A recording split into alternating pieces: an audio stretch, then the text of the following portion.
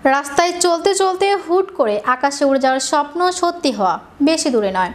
এবার আকাশে ওড়ার অনুমোদন পেল উড়ন্ত গাড়ি। সুইচ টিপ দিলে 3 মিনিটেরও কম সময়ে এটি রাস্তায় চলা গাড়ি থেকে পরিণত হবে আকাশে ওড়ার উড়ন্ত গাড়ি।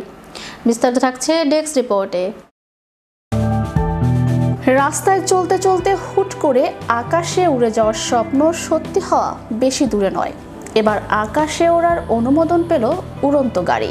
এয়ারকার নামে এ বাহনটি রাস্তায় চলার পাশাপাশি আকাশে উঠতে পারে। সুইচ টিপ দিলে 3 মিনিটেরও কম সময় এটি রাস্তায় চলা গাড়ি থেকে পরিণত হবে আকাশে ওড়ার উড়ন্ত গাড়ি। সম্প্রতি হাইব্রিড গাড়িটিকে এয়ার অর্ডিন্যান্স সনদ দিয়েছে স্লোভাক পরিবহন কর্তৃপক্ষ। এর জন্য তাকে পরীক্ষামূলকভাবে প্রায় 70 ঘন্টা উঠতে হয়েছে।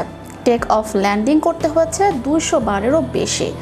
আকাশে ওড়ার জন্য মাত্র 300 মিটার রানওয়ে দরকার এয়ারকারের। ঘন্টায় 170 কিলোমিটার বেগে চলতে পারে গাড়িটি, যেতে পারে 1000 কিলোমিটার পর্যন্ত। ক্লেন ভিশনের পক্ষ থেকে এক বিবৃতিতে জানানো হয়েছে তাদের হাইব্রিড গাড়ি ওড়ানোর জন্য পাইলটের লাইসেন্স থাকতে হবে। আগামী 1 বছরের মধ্যেই এয়ারকার বাণিজ্যিকভাবে বাজারে ছাড়া যাবে বলে আশাবাদী নির্মাতারা। অবশ্য বাণিজ্যিকভাবে কাজ শুরুর আগে ইউরোপীয় ইউনিয়নের এভিয়েশন সেফটি এজেন্সির অনুমোদন পেতে হবে একে। এয়ারকারে 1.6 LBMW ইঞ্জিন ব্যবহার করা হয়েছে।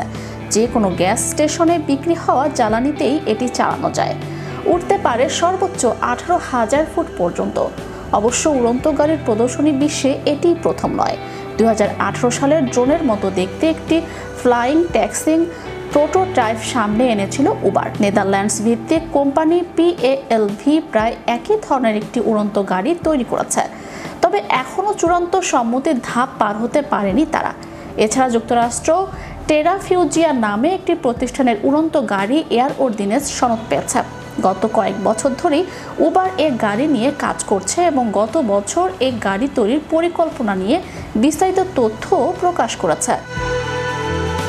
গত বছরে উবার জানায় তারা নাসার সঙ্গে এয়ার ট্রাফিক ব্যবস্থাপনা নিয়ে কাজ করছে, যাতে উড়ন্ত ট্যাক্সি চলাচল নিরাপদ হয়। সিলিকন ভ্যালির কোম্পানিটি এ নিয়ে এখনও গবেষণা করছে। বেল হেলিকপ্টার সম্প্রতি তাদের ইলেকট্রিক স্বচালিত এয়ার ট্যাক্সির ডিজাইন প্রকাশ করেছে। এছাড়া এয়ারবাস, ইন্টেল ও বোয়িংও উড়ন্ত গাড়ি নিয়ে কাজ করছে। ফলে অনুমান করা যায় প্যালভির পথ ধরে আগামী কয়েক বছরের মধ্যে বেশ কিছু কোম্পানি উড়ন্ত গাড়ির বাণিজ্যিক বেচাকেনা শুরু করতে পারবে। চ্যানেল ইউরোপ বিনোদন ডেস্ক।